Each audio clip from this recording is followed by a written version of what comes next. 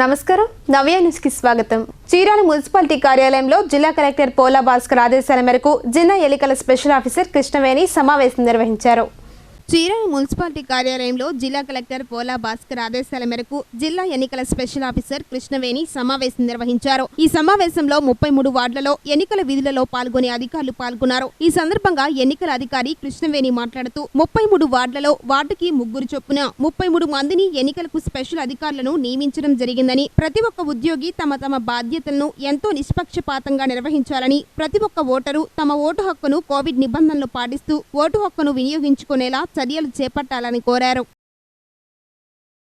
10/3/2021 జరిగేటువంటి municipal elections సంబంధించి సన్నాహక సమావేశం ఏర్పాటు చేయడం జరిగింది.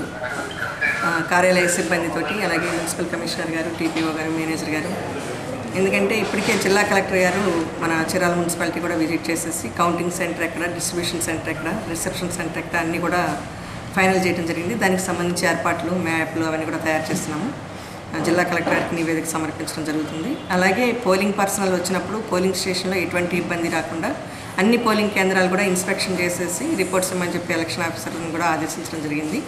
ప్రతి ఒక్క ఎన్నికల అధికారి కూడా వాళ్ళ పరిధిలో ఉన్నటువంటి పోలింగ్ స్టేషన్ ఇన్స్పెక్షన్ చేసుకొని ఆ పోలింగ్ స్టేషన్లో రేపు పోలింగ్ జరిగే నాడు ఎటువంటి ఇబ్బందులు లేకుండా ఓటర్లకి అన్ని సౌకర్యాలు కూడా ఏర్పాటు చేయడం కోసం ఆదేశాలు ఇవ్వడం జరిగింది. ప్రతి పోలింగ్ కేంద్రంలో మంచినీటి వసతి, అలాగే షామినాలు ఏమైనా వేయాలంటే షామినాల ఏర్పాటు, బారికేడింగు, అలాగే ఓటర్లు పోలింగ్ కోసం వచ్చినప్పుడు ఎటువంటి ఇబ్బందులు తలెత్తకుండా బేసిక్ మినిమం ఫెసిలిటీస్ అన్నీ కూడా మేము అక్కడ ఏర్పాటు చేయడం జరుగుతుంది. దానికి సంబంధించి కూడా ఎలక్షన్ ఆఫీసర్లకి ఆదేశాలు ఇచ్చి పోలింగ్ స్టేషన్ అన్నీ కూడా ఇన్స్పెక్షన్ చేస్తున్నాము. అలాగే జోన్స్, రూట్స్ ఇవన్నీ కూడా తయారు చేసుకుని జోనల్ ఆఫీసర్ల నియామకాన్ని బట్టి పరిధిలో ఉన్నటువంటి పోలింగ్ స్టేషన్లు అన్నింటిని కూడా ఒకసారి పరిశీలించుకుని దానికి సంబంధించినటువంటి వెహికల్స్ ప్రొవైడ్ చేయడం కోసం ఎన్ని బస్సులు కావాలి ఏంటి అనేది కూడా ఏర్పాట్లు మేము చూస్తూ ఉన్నాము. అలాగే పోలింగ్ సిబ్బంది వచ్చి ఆ రోజు స్టే ఉండటానికి 9వ తారీఖు అన్ని పోలింగ్ స్టేషన్స్లో కూడా లేడీస్ స్టాఫ్ వచ్చినా కూడా ఎటువంటి ఇబ్బందులు లేకుండా టాయిలెట్ ఫెసిలిటీస్ అవన్నీ కూడా సౌకర్యంగా ఉండేటట్లుగా ఏర్పాట్లు చేయడం జరుగుతుంది. అలాగే ఎన్నికలకు సంబంధించి మరి అన్ని ఏర్పాట్లు కూడా సజావుగా జరిగేటట్లుగా ప్రతిదానికి టైం లైన్స్ ఇచ్చారు కలెక్టర్ గారు. దాని ప్రకారము చీరాల మున్సిపాలిటీ పరిధిలో మా సిబ్బంది అందరితోటి సమన్వయం చేసుకుని, అలాగే ఎన్నికల అధికారులు కూడా వాళ్ళ పనిని వాళ్ళు స్టేట్ ఎలక్షన్ కమిషన్ వారు ఇచ్చినటువంటి నిబంధనలకు అనుగుణంగా చేసేటట్లుగా వారికి కూడా ఆదేశాలు ఇస్తూ ఎన్నికల సంఘం వారు ఏదైతే ఆదేశించారో దానికి అనుగుణంగా మేము డ్యూటీ చేయడానికి సిద్ధంగా ఉన్నాం. ఎన్ని పోలింగ్ స్టేషన్స్ ఉన్నాయి? మొత్తం 66 పోలింగ్ కేంద్రాలు ఉన్నాయండి. 33 వార్డుల్లో మొత్తం 11 మంది ఎన్నికల అధికారులు నియమించడం జరిగింది. ఆ 11 మంది ఎన్నికల అధికారులు కూడా వారి యొక్క విధి నిర్వహణలో ఉన్నారు. రామనపేట పంచాయతీ చీరాల ఒంగోలు ప్రధాన రహదారి పెట్రోల్ బంక్ సమీపంలో పందిలిపల్లి నుంచి వేటపాలెం వస్తున్న ఓ ద్విచక్ర వాహనం చిరు వ్యాపారం నిర్వహించే మహిళను ఢీకొంది. రామనపేట పంచాయతీ చీరాల ఒంగోలు ప్రధాన రహదారి పెట్రోల్ బంక్ సమీపంలో పందిలిపల్లి నుంచి వేటపాలెం వస్తున్న ద్విచక్ర వాహనంపై వస్తున్న వ్యక్తి చిరు వ్యాపారం నిర్వహించే మహిళను ఢీకొనడం జరిగింది. స్థానికులు స్పందించి గాయాలైన మహిళను వైద్యశాలకు తరలించారు. పోలీసులు దర్యాప్తు చేస్తున్నట్టు తెలిపారు. చీరాల మండల పరిషత్ కార్యాలయంలో ప్రిన్సీ సొసైటీ ఐటీసీ ఆధ్వర్యంలో మండల పరిధిలోని వాలంటీర్స్, సచివాలయ సిబ్బందికి పారిశుద్ధ్యంపై అవగాహన సదస్సు నిర్వహించారు. చీరాల మండల పరిషత్ కార్యాలయంలో ప్రిన్సీ సొసైటీ ఐటీసీ ఆధ్వర్యంలో మండలాల పరిధిలోని వాలంటీర్స్, సచివాలయ సిబ్బందికి పారిశుద్ధ్యంపై అవగాహన సదస్సును నిర్వహించారు. ఈ సదస్సులో పలువురు మాట్లాడుతూ పారిశుద్ధ్యంపై ప్రజలకు అవగాహన కల్పించాలని, ప్రతి ఒక్క ఉద్యోగి తమ విధులను సక్రమంగా నిర్వహిస్తూ ఆయా ప్రాంతాలలో పారిశుద్ధ్యం లేని గ్రామాలుగా తీర్చిదిద్దాలని కోరారు. అప్పుడే ప్రజలు ఎటువంటి అంటు రోగాల బారిన పడకుండా ఉంటారని, ప్రజలు సైతం చెత్త చెదారాలను దూరంగా వేస్తూ పలు జాగ్రత్తలు తీసుకోవాలని కోరారు. వాలంటీర్స్ ఉన్నారు, సచివాలయ సిబ్బంది ఉన్నారు, పంచాయతీ సెక్రటరీస్ ఉన్నారు. మీరంతా మాకు ఫుల్ సపోర్ట్ ఉంటే మనం అంటే ఎమ్మెల్యే మనం ఆ గ్రామాన్ని డెవలప్ చేయడం అంటే జరగదు. కాకపోతే నిదానంగా గ్రాడ్యువల్గా 80-90% మన గ్రామాన్ని పరిశుభ్రంగా ఉంచుకునే విధానంగా చేయడానికి మా ఐటీసీ ఫినిషింగ్ ఆర్గనైజేషన్ ముందుకు వచ్చిందనమాట. కాబట్టి మీ అందరి సపోర్ట్ ఉంటుందని మేము ఆశిస్తున్నాము. ఇప్పుడు మన ఇప్పటికే మన గుంటూరు డివిజన్లో ఉన్నటువంటి అన్ని మండలాలకు, అన్ని గ్రామాలకు ఇప్పటికే మేము ఈ యొక్క జనాభా నిర్వహణ అనేటువంటి ఈ యొక్క కార్యక్రమాన్ని చేరువ చేయడం జరిగింది. అదేవిధంగా మనకి ఈ లోకల్లో ప్రస్తుతం మనకి చీరాల ఈ చీరాల మండలంలో ఉన్నటువంటి గ్రామాలన్నీ కూడా ఘన వ్యర్థాల నిర్వహణ కార్యక్రమాన్ని పరిచయం చేసి, అంటే గతంలోనే అనేక చోట్ల షెడ్ నిర్మాణం చేయబడి ఉంది. వాటి యొక్క పనితీరు, సక్రమమైనటువంటి పనితీరుని ఏ విధంగా కొనసాగించాలి, ఒకరితో ఒకరు ఏ విధంగా సహకరించుకుంటూ సంపూర్ణ పారిశుద్ధ్యం వైపు మనం అడుగులు వేయాలి అనేటువంటి అంశాలన్నింటి కూడా క్రోడీకరించుకొని కొన్ని అంశాలను మీకు తెలియజేయడం కోసం అని చెప్పేసి మేము ఈరోజు రావడం జరిగింది. ఈ పారిశుద్ధ్యంపై అనేక కార్యక్రమాలని ఇప్పటికే నిర్వహించడం జరుగుతూ వచ్చింది. మన పరిశుభ్రత, వ్యర్థాలపై యుద్ధం లాంటి అనేక అంశాలని తెరపైకి తీసుకురావడం జరిగింది. అంతే యుద్ధ ప్రాతిపదికన ప్రతి ఒక్కరూ కూడా మన స్థాయిలో కృషి చేసి గణవ్యర్థ నిర్వహణ అనేటువంటి ఒక కార్యక్రమానికి సంపూర్ణమైనటువంటి అర్థాన్ని తీసుకొచ్చే విధంగా ప్రతి పంచాయతీ పనిచేయాలని చెప్పేసి అటువంటి ఉద్దేశంతో మా ఈ కార్యక్రమాన్ని చేయడం జరుగుతుంది. రాష్ట్ర జాతీయ స్థాయిలో నేటి కరోనా సమాచారాన్ని ఒకసారి చూద్దాం. భారత్లో మరోసారి కొత్తగా కరోనా కేసుల సంఖ్య పెరుగుతుంది. గడిచిన 24 గంటల వ్యవధిలో 8.5 లక్షల కోవిడ్ నిర్ధారణ పరీక్షలు చేయగా కొత్తగా 13,742 మందికి కరోనా సోకినట్లు కేంద్ర ఆరోగ్య శాఖ వెల్లడించింది. దీంతో దేశవ్యాప్తంగా మొత్తం పాజిటివ్ కేసుల సంఖ్య 1,10,30,176కి చేరుకుంది. కాగా కరోనా మహమ్మారిని జయించి బుధవారం 14,037 మంది వైరస్ బారి నుండి కోలుకొని డిశ్చార్జ్ అయ్యారు. దీంతో మొత్తం దేశవ్యాప్తంగా రికవరీల సంఖ్య 1,76,26,702కు చేరుకుంది. ఓవరాల్ గా చూసుకుంటే రికవరీ రేటు 97.25% కొనసాగుతుంది. ఇక గడిచిన 24 గంటల్లో 104 మంది మహమ్మారి బారిన పడి ప్రాణాలను కోల్పోయారు. దీంతో మహమ్మారి వెలుగులోకి వచ్చిన నాటి నుంచి దేశవ్యాప్తంగా కరోనాతో మరణించిన వారి సంఖ్య 1,56,567కి చేరింది. ప్రస్తుతం దేశవ్యాప్తంగా 1,46,907 యాక్టివ్ కేసులు ఉన్నట్లు కేంద్ర ఆరోగ్య శాఖ వెల్లడించింది. ఇక మరణాల రేటు 1.42% కొనసాగుతుంది.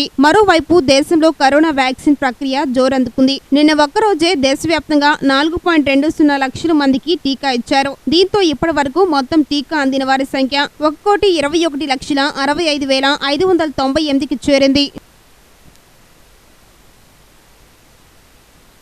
ఏపీలో కరోనా వ్యాప్తి కొనసాగుతుంది. గతంలో పాజిటివ్ కేసుల సంఖ్య తీవ్రంగా ఉండగా ప్రస్తుతం తగ్గుముఖం పట్టింది. రాష్ట్రంలో గడిచిన 24 గంటల్లో 28,268 కరోనా పరీక్షలు నిర్వహించగా 70 పాజిటివ్ కేసులు నమోదయ్యాయి. అలాగే ఒకరు మృతి చెందారు. ఈ మేరకు రాష్ట్ర వైద్య ఆరోగ్య శాఖ హెల్త్ బులెటిన్ విడుదల చేసింది. ఇప్పటి వరకు రాష్ట్రంలో 8,89,409 పాజిటివ్ కేసులు నమోదు కాగా ఇప్పటి వరకు 7,168 మంది మృతి చెందారు. తాజాగా గడిచిన 24 గంటల్లో రాష్ట్రంలో 84 మంది పూర్తిగా కోలుకోగా ఇప్పటి వరకు కోలుకున్న వారి సంఖ్య 8,81,666గా ఉంది. ప్రస్తుతం రాష్ట్రంలో 575 యాక్టివ్ కేసులు ఉన్నట్లు వైద్య ఆరోగ్య శాఖ తెలిపింది. ఇప్పటి వరకు రాష్ట్రంలో 1,37,75,253 కరోనా పరీక్షలు నిర్వహించినట్లు తెలిపింది. వేటపాలెం సచివాలయం 1 వద్ద పిహెచ్సి డాక్టర్ ప్రభాకర్ రావు ఆధ్వర్యంలో సచివాలయం సిబ్బందికి వాలంటీర్లకు కోవిడ్ వ్యాక్సిన్ పై అవగాహన కల్పించారు. వేటపాలెం సచివాలయం 1 వద్ద పిహెచ్సి డాక్టర్ ప్రభాకర్ రావు ఆధ్వర్యంలో సచివాలయం సిబ్బందికి వాలంటీర్లకు కోవిడ్ వ్యాక్సిన్ పై అవగాహన కల్పించారు. ఈ సందర్భంగా డాక్టర్ ప్రభాకర్ రావు మాట్లాడుతూ కరోనా వ్యాక్సిన్ పై అపోహలు వద్దు అని అన్నారు. కరోనా ప్రమాదం పొంచి ఉందని అందరూ కరోనా వ్యాక్సిన్ వేయించుకోవాలని సూచించారు. కార్యక్రమంలో సచివాలయ సిబ్బంది వాలంటీర్లు పాల్గొన్నారు. ఎప్పటి నుంచో వ్యాక్సిన్ వేస్తున్నా కానీ చాలామంది పంచాయతీ వర్కర్లు అదే ఫ్రంట్ లైన్ వర్కర్లు ఎవరు ఇంకా రావడానికి వెనుకంజ వేస్తున్నారు. దానికోసమని వీళ్ళని మోటివేట్ చేయడం కోసం వేటపాలెం సచివాలయానికి వచ్చి వీళ్ళందరితో మాట్లాడి వీళ్ళని రమ్మని వ్యాక్సిన్ ప్రమోట్ చేసే కార్యక్రమంలో ఇక్కడ మీటింగ్ అక్కడ ఆల్రెడీ 2 సెషన్స్ జరుగుతున్నాయండి. ఆల్రెడీ వీళ్ళ ఫ్రంట్ లైన్ వర్కర్స్ కోసం ఒక లాగిన్లో ఒక సెషన్ నడుస్తుంది. ఇవాళ నుంచి పోలీస్ వాళ్ళకి కూడా ఇంకో లాగిన్ ఇచ్చి అరేంజ్ చేశాము. ఇప్పుడు ఆల్రెడీ అది నడుస్తుంది. చీరాల ఐఎల్టీడీ కంపెనీ సొసైటీ ఎన్నికలు మంగళవారం రాత్రి వరకు ఎంతో ఉత్కంఠభరితంగా సాగాయి. చీరాల ఎల్టీడీ కంపెనీ సొసైటీ ఎన్నికలు మంగళవారం రాత్రి వరకు ఎంతో ఉత్కంఠభరితంగా సాగాయి. ఈ ఎన్నికల బరిలో అధ్యక్షులుగా గోపి వెంకటేశ్వర్లు బరిలో నిలిచారు. కాగా ఎంతో ఉత్కంఠభరితంగా సాగిన ఎన్నికలలో వెంకటేశ్వర్లు 400పై చిలుకు ఓట్లతో తమ ప్రత్యర్థిపై గెలుపొందారు. ఈ సందర్భంగా ఆయన మాట్లాడుతూ తనపై నమ్మకంతో గెలిపించిన ఐటీసీ వర్కర్స్ కి, ఉద్యోగులకి ఎంతో రుణపడి ఉంటానని, వారి సమస్యల పరిష్కారానికి శాయశక్తులుగా కృషి చేస్తానని, తనకు తమ అమూల్యమైన ఓటును వేసి గెలిపించిన వారికి కృతజ్ఞతలు తెలిపారు. ఎల్టీడీ హౌసింగ్ సొసైటీ J152 పాలక మండలి ఎన్నికలకు పోటీ చేసి గెలుపొందిన టి చిన్న వెంకటేశ్వర్లు గారు 424 ఓట్లు, కె యాహోన్ గారు 390 ఓట్లు, పఠాన్ కాళీషా గారు 361 ఓట్లు, ఎన్ సుబ్బారావు గారు 354 ఓట్లు, ఎం శ్రీనివాసులు గారు 350 ఓట్లు. వీళ్ళ 5గురు పాలక మండలి సభ్యులుగా ఎన్నికైనారు.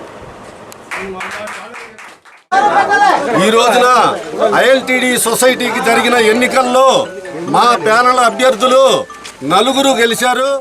చరిత్రలో ఈరోజు ముఖ్యమైన ఘట్టాలను ఒకసారి పరిశీలిద్దాం.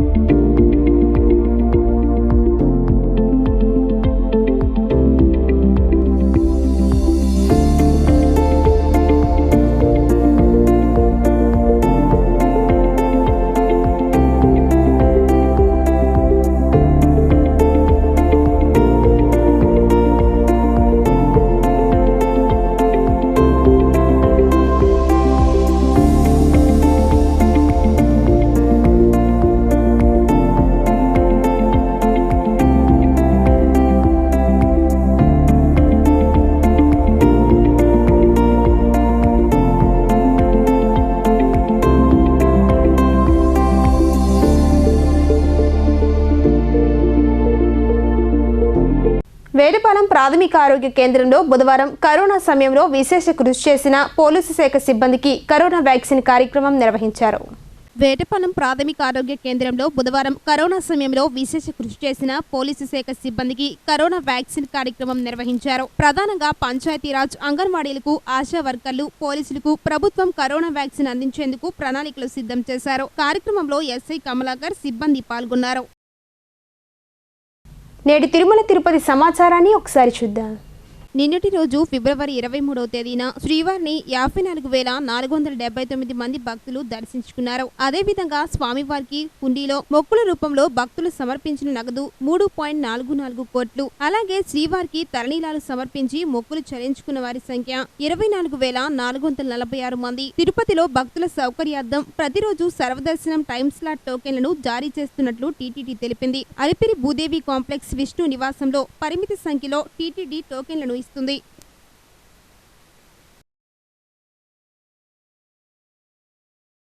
వార్తల్లోని ఈరోజు జాతీయ, అంతర్జాతీయ, రాష్ట్ర ముఖ్యమైన అంశాలను ఒకసారి చూద్దాం. డొనాల్డ్ ట్రంప్తో అమితుమి జరిగిన ఎన్నికల పోరులో విజేతగా నిలిచి అమెరికా అధ్యక్ష బాధ్యతలు చేపట్టిన బైడెన్ గత ప్రభుత్వ విధానాల్లో కొన్నిటిని రద్దు చేస్తూ వస్తున్నారు. సహజంగానే తాము గతంలో వ్యతిరేకించిన విధానాలను కొత్త పాలకులు రద్దు చేయడం జరుగుతుంది. కానీ ఓ విషయంలో మాత్రం బైడెన్ మాజీ అధ్యక్షుడు డొనాల్డ్ ట్రంప్ విధానాలనే కొనసాగించబోతున్నట్లు సంకేతాలు అందుతున్నాయి. ముఖ్యంగా విదేశాంగ విధానాల్లో డొనాల్డ్ ట్రంప్ టేకప్ చేసిన విధానాన్నే బైడెన్ కొనసాగించబోతున్నారు. కాకపోతే మరింత తీవ్రంగా ముందడుగు వేయబోతున్నట్లు తాజాగా అమెరికన్ నేసెట్ ముందుకొచ్చిన తీర్మానాలు స్పష్టం చేశాయి. డొనాల్డ్ ట్రంప్ అధ్యక్షునిగా ఉన్నప్పుడు చైనాను ప్రధాన శత్రువుగా చూసేవారు. మరీ ముఖ్యంగా కరోనా వైరస్ ప్రభావం మొదలైన తర్వాత ట్రంప్ చైనా పట్ల తీవ్రమైన విధానాలను అవలంబించారు. కరోనా వైరస్ కారణంగా అమెరికా తీవ్రంగా ఎఫెక్ట్ కావడం, లక్షలాది మంది మృత్యువాత పడడం కూడా ట్రంప్ కు చైనా పట్ల ఆగ్రహం మరింత తీవ్రమైంది. ఓ దశలో చైనా పట్ల మెతక వైఖరి అవలంబిస్తున్న కారణంగా ప్రపంచ ఆరోగ్య సంస్థపై కూడా కఠిన వైఖరి అవలంబించారు. కొన్ని సందర్భాలలో ఘటనైన విమర్శలు చేశారు. ట్రంప్ వైదొలిగిన తర్వాత అధ్యక్ష బాధ్యతలు చేపట్టిన బైడెన్ చైనా పట్ల ఎలాంటి విధానాన్ని అవలంబిస్తున్నారన్న చర్చ జరిగింది. ట్రంప్ అంతటి తీవ్ర స్థాయిలో చైనా పట్ల బైడెన్ ధోరణి ఉండబోతున్న అంచనాలు కూడా వినిపించాయి. కానీ ప్రస్తుతం అలాంటి ఊహాగానాలకు తెరదించుతూ చైనా పట్ల అమెరికా ధోరణిలో ఏమాత్రం మార్పు ఉండదని తెలుస్తుంది. చైనాను కార్నర్ చేసే దిశగా మరింత వేగంగా అడుగులు వేసేందుకు బైడెన్ ప్రభుత్వం సిద్ధమవుతున్న సంకేతాలు తాజాగా వెల్లడయ్యాయి.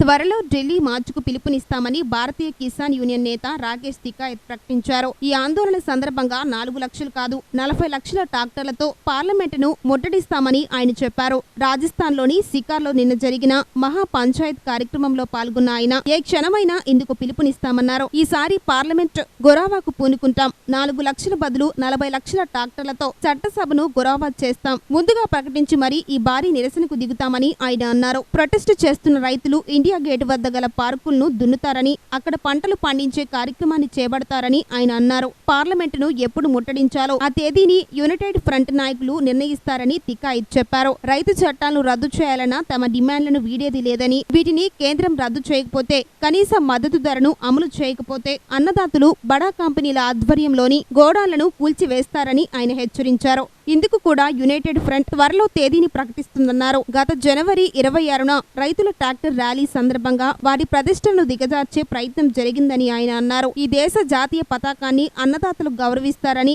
కానీ దేశాన్ని తప్పుదారి పట్టించే విధంగా నాడు అక్కడ కొన్ని సంఘటనలు జరిగాయని తికాయత్ విచారం వ్యక్తం చేశారు.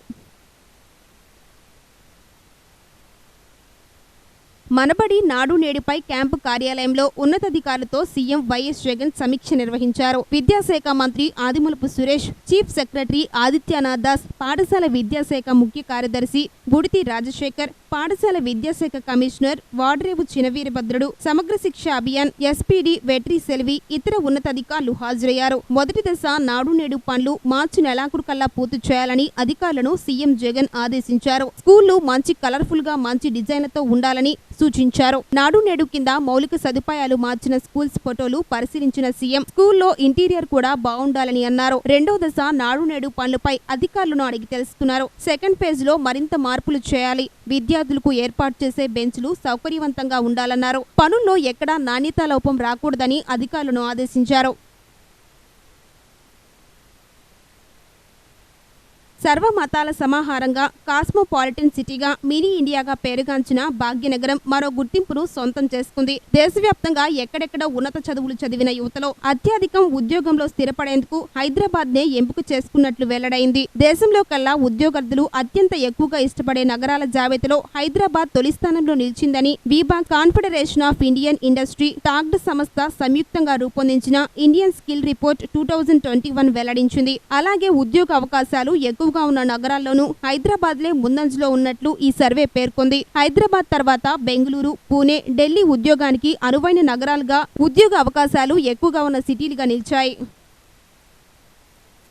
దేశీయ స్టాక్ మార్కెట్ సూచీల ట్రేడింగ్ సమయాన్ని పొడిగించారు. సాంకేతిక కారణాల వల్ల నిఫ్టీలో ఉదయం 11:40 గంటల నుంచి ట్రేడింగ్ నిలిపివేసిన విషయం తెలిసిందే. సమస్య పరిష్కారం కావడంతో సాయంత్రం 3:45 గంటల నుంచి ట్రేడింగ్ పునఃప్రారంభించారు. నిఫ్టీతో పాటు సెన్సెక్స్ సమయాన్ని సైతం సాయంత్రం 5 గంటల వరకు పొడిగించారు. దీంతో నిఫ్టీ ప్రారంభం సెషన్ నుండి ట్రేడింగ్ ఆరంభించింది. సాయంత్రం 3:55 గంటల సమయంలో సెన్సెక్స్ 348 పాయింట్ల లాభంతో 50,095 వద్ద కొనసాగుతుండగా నిఫ్టీ 99 పాయింట్లు ఎగబాగి 14,807 వద్ద ట్రేడ్ అవుతుంది. బ్యాంకింగ్, క్యాపిటల్ గుడ్స్, ఆర్థికం, పిఎస్యు రంగాల సూచీలు లాభాల్లో పయనిస్తూ ఉండడం సూచీలకు దన్నుగా నిలుస్తుంది. ఐటీ, టెక్, ఆటో, లోహరంగ షేర్లు నష్టాల్లో కొనసాగుతున్నాయి. Coal India, HDFC bank, Bajaj finance, SCI, Britannia షేర్లు లాభాల్లో కొనసాగుతుండగా Tata consultancy, UPL, GAIL India, doctor Reddy's lab, Shree cement షేర్లు నష్టాల్లో ట్రేడ్ అవుతున్నాయి. పింక్ బాల్ టెస్ట్ లో ఇంగ్లాండ్ తొలి ఇన్నింగ్స్ లో 112 పరుగులకు ఆల్అౌట్ అయింది. Team India left arm spinner Akshay Patel 38 పరుగులకే 6 వికెట్లు తీసి టెస్టు కెరియర్ లో అత్యుత్తమ గణాంకాలు నమోదు చేశారు. భారత బౌలర్ల దాటికి ఇంగ్లాండ్ బ్యాట్స్మెన్ ఏ దశలోనూ పోటీ ఇవ్వలేకపోయారు. ఓపెనర్ జాకబ్ రావ్లే మినహా మిగతా ఏ బ్యాట్స్మెన్ రాణించలేకపోయారు. భారత బౌలర్లలో అక్షయ్ 6 వికెట్లు తీగా అశ్విన్ 3, ఇషాంత్ 1 వికెట్ తీశారు. ఇంగ్లాండ్ జట్టు 9వ వికెట్ కోల్పోయింది. అక్షర్ పటేల్ వేసిన 46వ ఓవర్ 3వ బంతికి స్టూవర్ట్ బ్రూమ్రాకు క్యాచ్ ఇవ్వడంతో 106 పరుగుల వద్ద 9వ వికెట్ కోల్పోయింది. కాగా అక్షర్ పటేల్ బ్రాడ్ వికెట్ ద్వారా వరుసగా రెండోసారి 5 వికెట్ల ఫిట్ ను అందుకున్నారు. రెండో ఇన్నింగ్స్ లో అక్షర్ తన డెబ్యూ మ్యాచ్ లో 5 వికెట్లు తీసిన సంగతి తెలిసిందే. నేచురల్ స్టార్ నాని ప్రస్తుతం వరుస సినిమాలతో ఫుల్ బిజీగా ఉన్నారు. త్వరలో శివ నిర్వహణ దర్శకత్వంలో నటిస్తున్న టక్ జగదీష్ సినిమాతో ప్రేక్షకుల ముందుకు రానున్నారు. ఈ సినిమా తర్వాత డిఫరెంట్ కాన్సెప్ట్ తో తెరకెక్కుతున్న శామ్ సింగ్ రాయ్ సినిమాలో నటిస్తున్నాడు. ఈ సినిమాలో సాయి పల్లవి, కృతి శెట్టి, మడోన్నా సెబాస్టియన్ హీరోయిన్లుగా నటిస్తున్నారు. టాక్సీ వాలా ఫేమ్ రాహుల్ సంకృత్యాన్ దర్శకత్వంలో వహిస్తున్న ఈ చిత్రం శరవేగంగా షూటింగ్ జరుపుకుంటుంది. నిహారిక ఎంటర్టైన్మెంట్ బ్యానర్ పై ఈ చిత్రాన్ని వెంకట్ బోయినపల్లి నిర్వహిస్తున్నారు. పలు భాషల్లో తెరకెక్కుతున్న ఈ చిత్రానికి మికీ జే మేయర్ సంగీతం అందిస్తున్నారు. కాగా ఈ సినిమాలో సరికొత్త లుక్ లో కనిపిస్తున్నాడు నాని. నేడు నాని పుట్టినరోజు కానుకగా నాని లుక్ ను రిలీజ్ చేశారు చిత్ర యూనిట్. హెయిర్ స్టైల్ నుండి డ్రెస్సింగ్ వరకు చాలా డిఫరెంట్ గా కనిపిస్తున్నాడు నాని. ఓ అమ్మాయి నానిని వెనుక నుంచి ఆప్యాయంగా కౌగిలించుకొని ఉంది. మొత్తం మీద నాని ఇంతకు ముందు చేయని ఛాలెంజింగ్ రోల్ లో నటిస్తున్నాడని అర్థమవుతుంది. టైటిల్ తోనే ఆసక్తి కలిగించిన ఈ సినిమా ఇప్పుడు ఫస్ట్ లుక్ తో అంచనాలు పెంచేసింది. దాదాపు ఈ సినిమా కోసం దర్శకుడు రాహుల్ 2 సంవత్సరాలుగా వెయిట్ చేశాడట. పూర్తిగా కలకత్తా నేపథ్యంలో ఈ సినిమా ఉండబోతుందని తెలుస్తుంది. రాహుల్ రవీంద్రన్, మురళీ శర్మ, అభినవ్ గోమటం ఈ చిత్రంలో ముఖ్య పాత్రలు పోషిస్తున్నారు.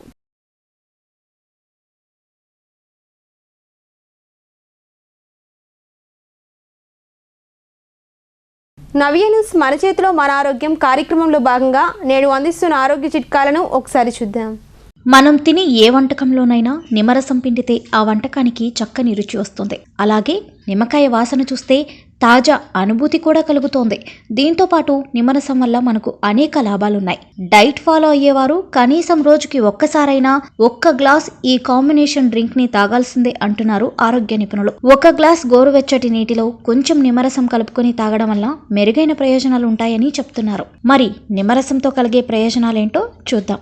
వెయిట్ తగ్గటానికి నిమ్మరసం బాగా పనిచేస్తుందని చాలామంది చెప్పే మాట. కొద్దిగా గోరువెచ్చని నీటిలో నిమ్మరసం, కొన్ని చుక్కల తేనె మిక్స్ చేసి ఉదయాన్నే పరగడుపున తీసుకున్నట్లయితే శరీరంలో నిల్వ ఉన్న క్యాలరీలను, అధిక కొవ్వును కరిగించడానికి బాగా సహాయపడుతుంది. అలాగే నిమ్మరసం జీర్ణ వ్యవస్థకు చక్కని పానీయం. మీరు గ్యాస్ట్రిక్ సమస్యలతో బాధపడుతున్నట్లయితే నిమ్మరసం, తేనె మిశ్రమాన్ని కలిపిన జ్యూస్ని సేవిస్తే ఉపశమనం లభిస్తోంది. ఇక డైలీ ఉదయం, సాయంత్రం కాస్త గోరువెచ్చని నీళ్లలో నిమ్మరసం కలుపుకొని తాగితే మానసిక ఒత్తిడిని తగ్గించి నూతన ఉత్సాహం లభిస్తుంది. అలాగే చిగుళ్ల వ్యాధులకు, పంటి నొప్పిని తగ్గించటంతో పాటు చిగుళ్ల నుంచి వెలువడే రక్తస్రావాన్ని సైతం నిమ్మరసం నియంత్రిస్తుంది. శరీరంలో అతి ముఖ్యమైన అవయవాలలో ఒకటైన కాలేయంలో పేర్కొన్న విష పదార్థాలను సైతం నిమ్మరసం తొలగిస్తుంది. కాలేయం మెరుగ్గా పనిచేసేలా ఉపయోగపడుతోంది. కిడ్నీలో ఏర్పడే చిన్న చిన్న రాళ్లను నిమ్మరసంలో ఉండే సిట్రిక్ యాసిడ్ కరిగిస్తుందని వైద్యులు చెప్తున్నారు. నిమ్మరసంలో విటమిన్ సి పుష్కలంగా ఉంటుంది. ఇది డయాబెటీస్ వచ్చే అవకాశాలని తగ్గిస్తోంది. అలాగే డయాబెటీస్ ఉన్నవారికి ఇతర సమస్యలు రాకుండా చేస్తుంది. నవ్య న్యూస్ ఇంతటితో సమాప్తం. నమస్కారం. నవ్య న్యూస్ సమర్పించిన వారు క్రిస్టల్ హోండా, సాల్మన్ సెంటర్, చీనా.